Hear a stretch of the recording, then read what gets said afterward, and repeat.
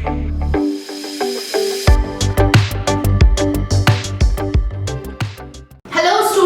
welcome you back in today's English class और आज की क्लास में हम शेयर करेंगे आपसे 5 वर्ड्स जो मे भी आपके कॉम्पिटिटिव एग्जाम्स में पूछे जा सकते हैं।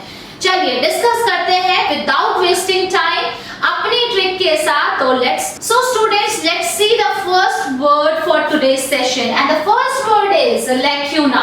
लैक्यूना का मीनिंग होता है अ गैप और मिसिंग।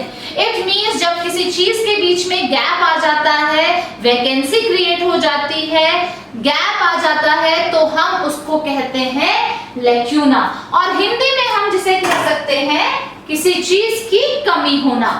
ठीक है, चलिए बात करते हैं इसके सिनोनिम की। So synonym we have hiatus, depression and vacancy. So students again an important word that is hiatus जिसका meaning होता है किसी चीज में कमी आ जाना। ठीक है, lacking of something that is hiatus, depression and vacancy create होना। vacancy create आप जानते ही हैं, ये word आपका बहुत common है। ठीक है, तो that is called lacuna। चलिए बात करते हैं इसके एंटोनिम की। तो एंटोनिम क्या होगा? किसी चीज की कमी आने का ऑपोजिट क्या होगा? किसी चीज की अधिकता होना। ठीक है, या कोई चीज आपके पास plenty amount में प्रेजेंट होना, that is opposite of this word. Okay, so here you can see the antonym opulence। बिल्कुल इंपॉर्टेंट वर्ड है, अक्सर एग्जाम में पूछा भी जाता है। opulence का मीनिंग होता है भव्यता, वेल्थ। और वेल्थ अपने आप में ही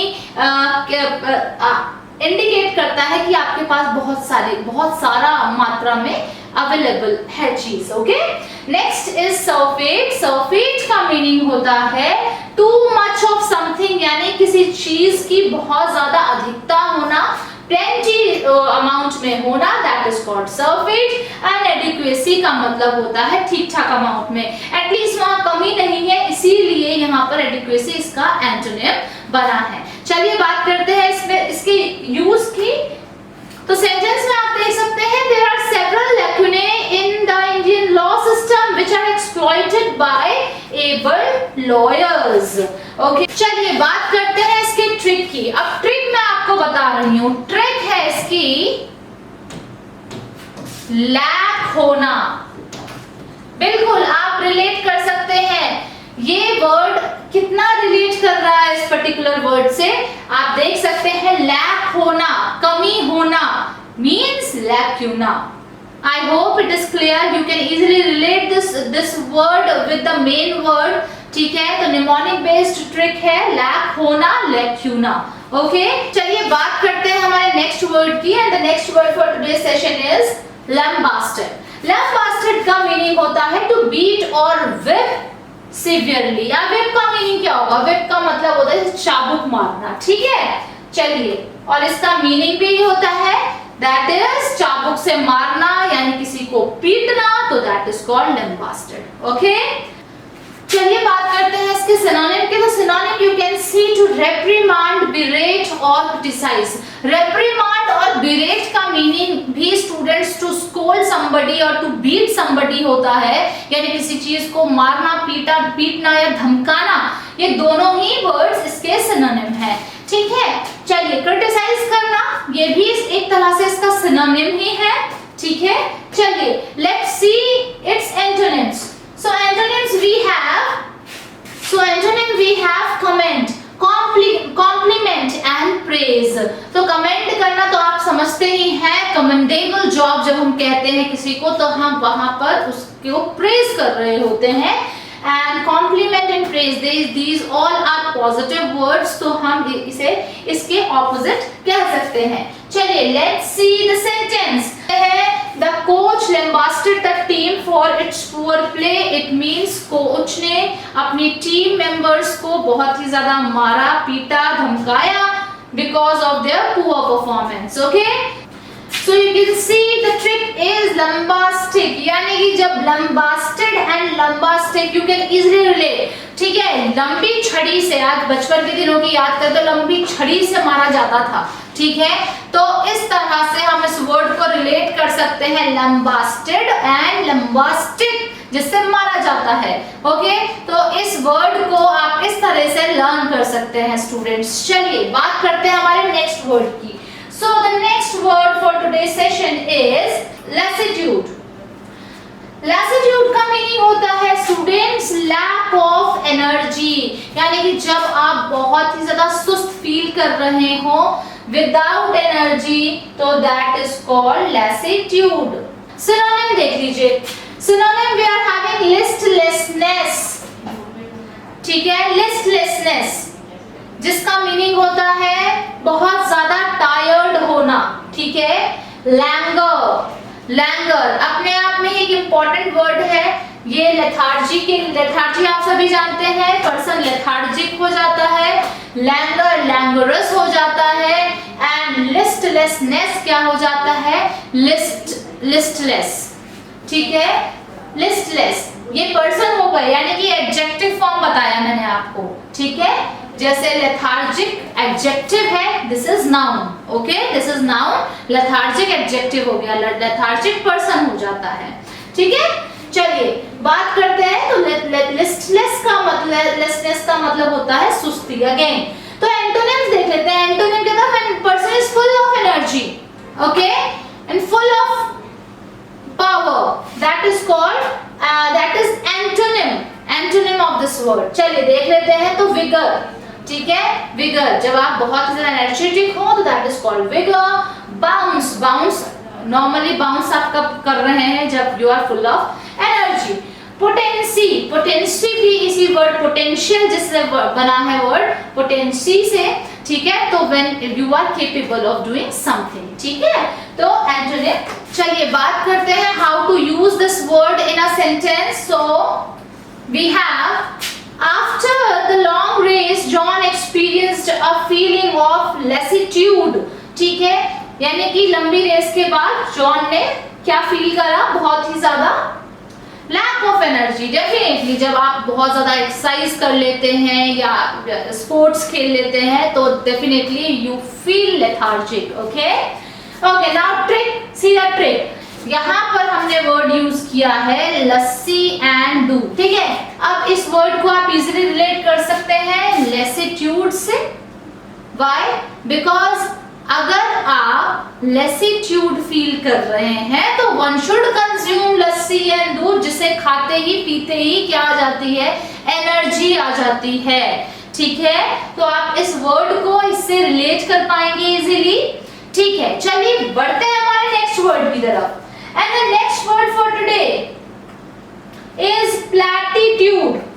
सो प्लैटिट्यूड का मीनिंग है अ डल और ट्राइट रिमार्क और ऑर्डिनरी. ठीक है, ट्राइट वर्ड मैं आपको पहले भी बता चुकी हूँ. ट्राइट का मीनिंग मैंने इस तरह से रिलेट करा था ट्रिक से, दैट डोंट ट्राई इट या नेवर ट्राई इट. ठीक है, आप जब आप कोई मना कर रहा है आपको इसको ट्राई मत करो, इट मीन्स ये बहुत ही बेकार है, it's just a waste, don't try it. Okay, तो ट्राइट का मीनिंग वही होता है, यानी कि जब चीजें बहुत ही बेकार की हो, वेस्ट हो, बहुत ही घिसी पिटी हो, तो हम उसे क्या कहते हैं, ट्राइट. ओके, चलिए डल और ट्राइट रिमार्क और ऑर्डिनरी को हम कहते हैं प्लैटिट्यूड, और जिसको हिंदी में हम कहते हैं साधारण बात, यानी कि कॉमन. ठीक है, चलिए सिनोनिम देख लेते हैं.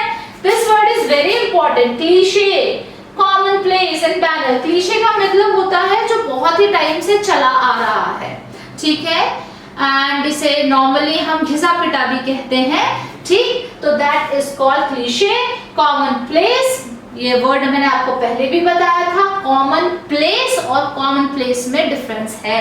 ठीक है ना, एक प्लेस है जो सबके लिए कॉमन है और common place something very common, यानी कि क्या है, बहुत ही ज्यादा साधारण और ऑर्डिनरी. ठीक है, बैनर इज ऑल्सो ऑर्डिनरी. ठीक, okay, now see the antonym. Antonym is sophism, sophisticate, जिसे हम बोला sophism. Okay, enigma.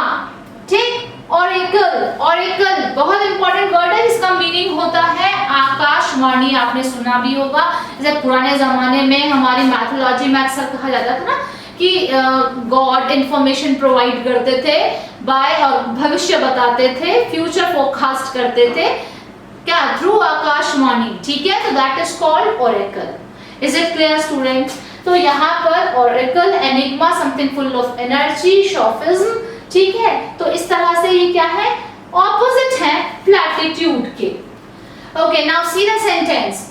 Mostly these questionnaires are platitude and cliche ridden. Ridden का मीनिंग होता है किसी चीज से ग्रस्त होना, ठीक है, सफर करना। तो यहाँ जो मोस्टली जो क्वेश्चनियर है वो बहुत ही साधारण और घिसे पिटे हैं, ठीक है। तो इस तरह से आप इस सेंटेंस को देख सकते हैं, something which is dull that is platitude. Okay, now see the trick.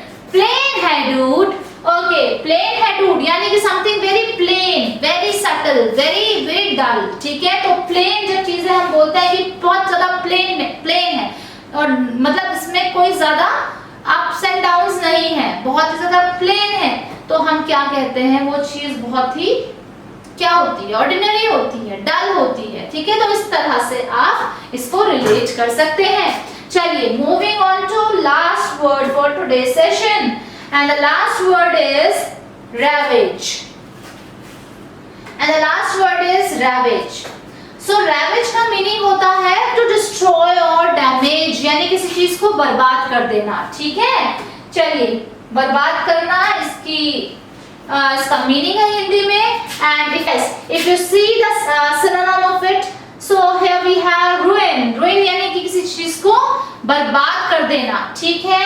devastate, okay, ये भी बर्बाद से ही रिलेटेड है इसका मीनिंग। And despoil, okay.